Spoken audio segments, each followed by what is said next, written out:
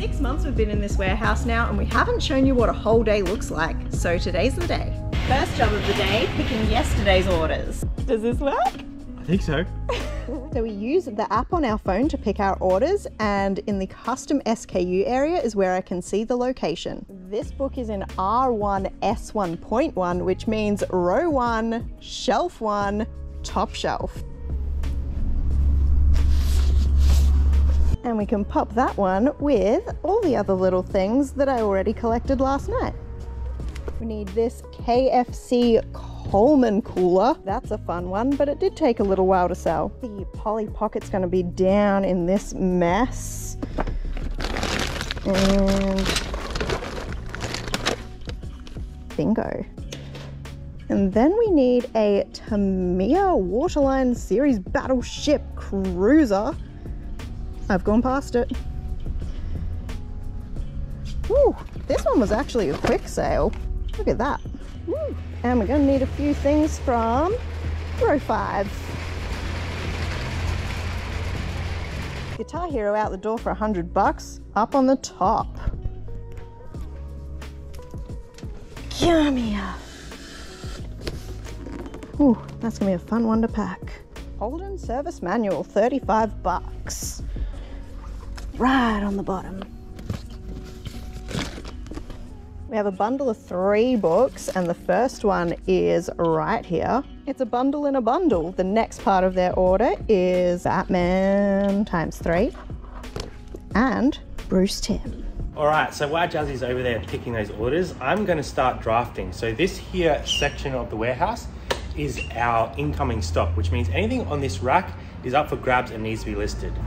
And I'm going to start on these today because we had a couple nice surprises yesterday in a few of these magazines. So let's get into drafting these.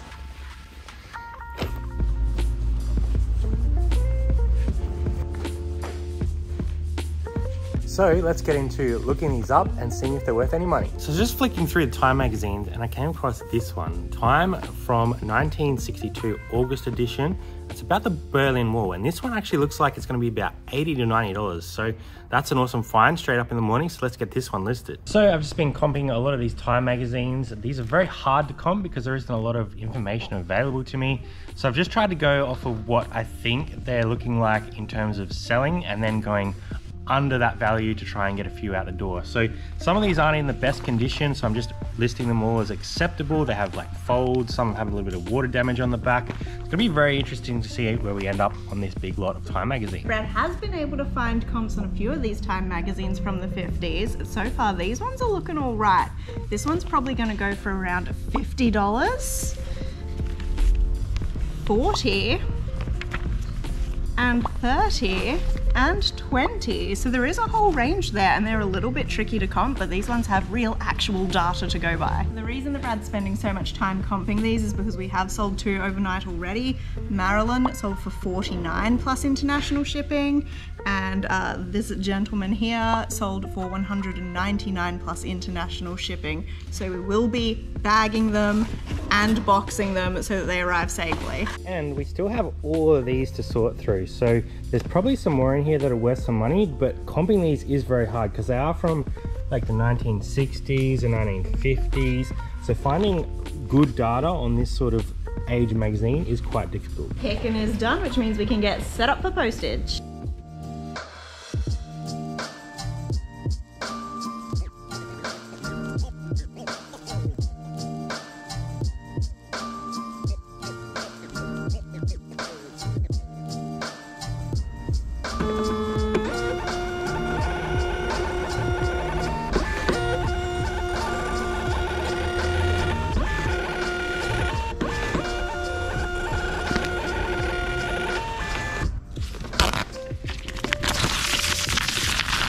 Paid, printed, and into the post bag.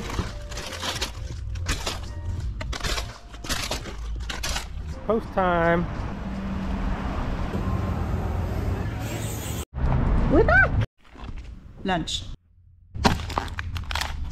This is usually when we update our budget board as well, and if we're green, we get a happy octopus. My favourite part of the day, lunch, is unfortunately over, but I have all of these Time magazines that Brad has been drafting ready to take some pictures. Because these are all so similar looking, I'm going to take my set of photos and then in between each set I'm also going to take just a picture of the wall so that it's all divided up and I don't mix any up when it comes time to list.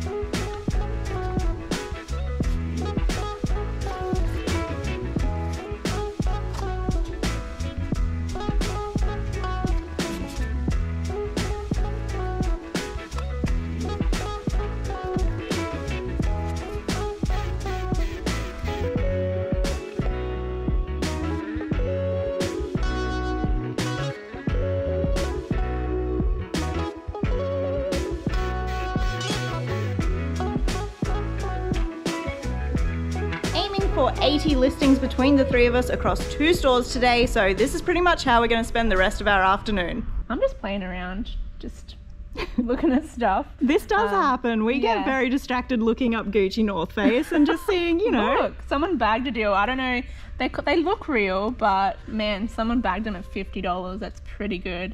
Well done. If it was you, well done. So these are the last ones that I think are worth listing out of the lot. Thank you. And the rest of these, I'm just going to load up and try and get a little bit of money out of. There's a whole bunch more down here as well, but a lot of these are like water damaged or pretty bad, so they're probably not even worth listing. Just moved on to photographing some clothes, but instead of taking a blank picture in between each item, I'm popping it straight into a numbered bag and taking a picture of the item in the bag. And that way when it comes to sale time, I'm gonna know exactly which item and I will pop that number and the tub number both in the custom SKU. So I've just finished my drafts for the day, which is so good. Kara's been listing up a storm as well. So she's got quite a little collection of cool items here. Check out these docks here. Nice style. And she's been listing the Connies as well. She's picked up some Converse off local contacts, so that's pretty cool. I think we've sold a pair already, so yeah, very helpful. Jazz is just finishing up photos for the afternoon, and then we have family coming and they're going to drop off some boxes. This is my last picture, but it looks really bad because it's like metallic-y silver white on white. So I'm going to run upstairs and just photograph it on the ground. All the way on the stairs. The office is pretty bare at the moment, but we do have big plans for a nice meeting table and a couch. We do take some really nice pictures up here with the natural light, and just occasionally I use this for a little second hard goods picture booth. Snap, snap. And when all the pictures are taken, this is where I'm coming to kick back and send all of our listings live. Say bye! See ya! It's 4:30 and we're heading on home.